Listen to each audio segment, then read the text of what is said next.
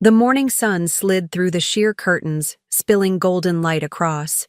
The oak floors, the house was still only.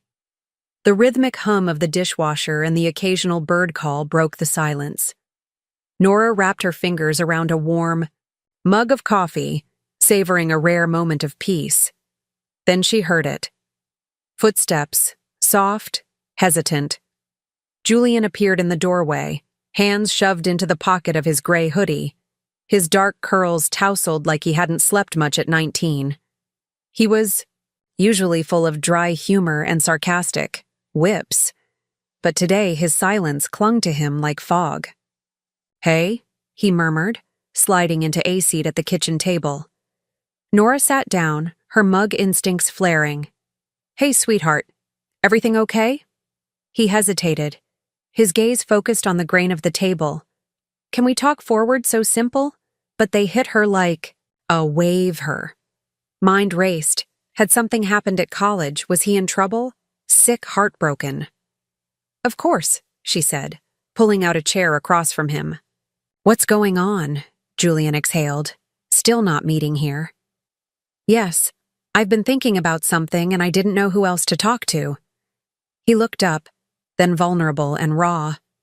"You've always been the one person I could count on." Nora's heart softened. "You still can.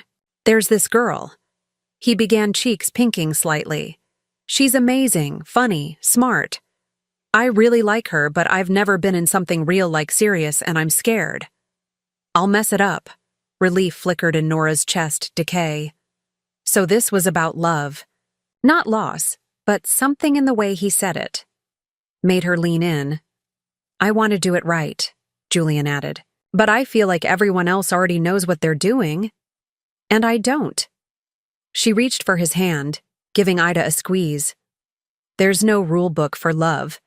Just your heart and how you treat the other person." His eyes flicked up. "But what if I'm not ready, or worse? What if I think I am and screw it all up? Then you learn, you grow." "No one gets it perfect." The first time Julian's voice dropped lower. "Can I ask you something personal?" "You don't have to answer if it's weird." She tilted her head. "Go ahead." His voice trembled. "How did you know when it was right to be intimate with someone?" Nora blinked. Of all the questions, she hadn't seen that one coming. But the honesty in his eyes anchored her. He wasn't being inappropriate. He was lost in asking her because he trusted her. "It was when he felt safe," she said after a moment, "when there was no pressure, when it was mutual. And I knew I could say no at any moment and still be loved." Julian swallowed hard, nodding. "That makes sense." He stayed quiet for a beat, and she could almost see the wheels turning in his head. "I want to wait, but I also don't want to be clueless.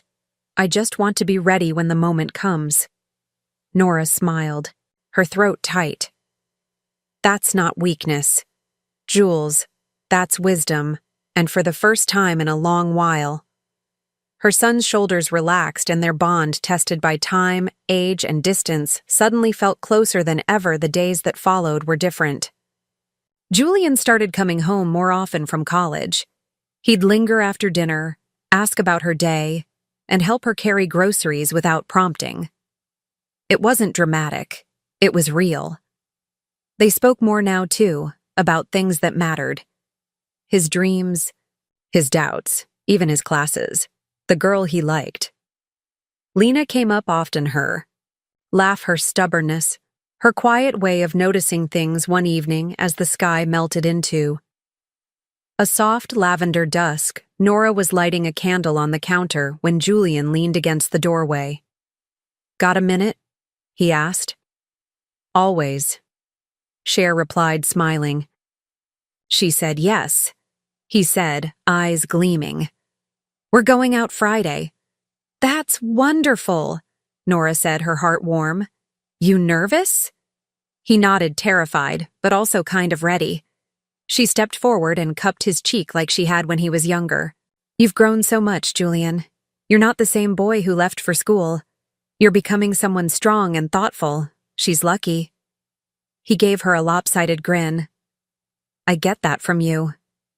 You know, later while she was washing the dishes she found herself thinking about the unexpected grace of this new phase. They weren't just mother and son anymore.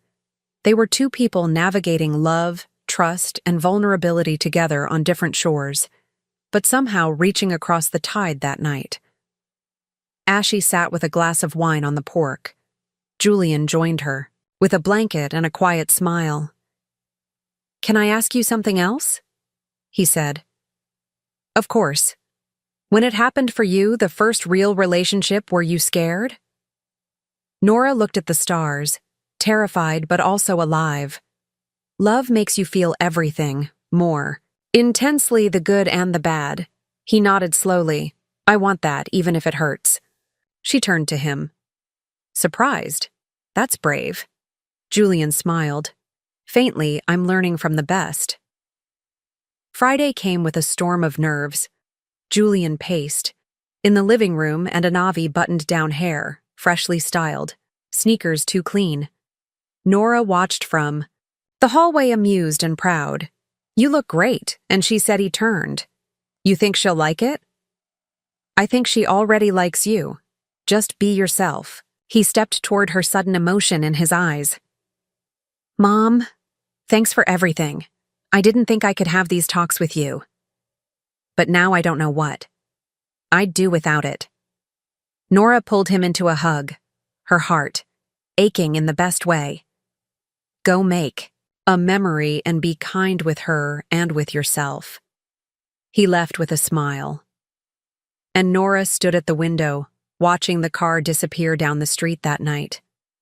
The house felt too quiet, not because she missed the noise, but because something had shifted. Her little boy was no longer a boy, and she had helped him become Eamon without pushing him, just by being there when he returned later. That evening, his face was glowing. He didn't say much, just wrapped her in a long hug. "She's amazing," he whispered. "And you were right. It's not just about wanting someone. It's about being ready to give them your whole heart." Tears stung here.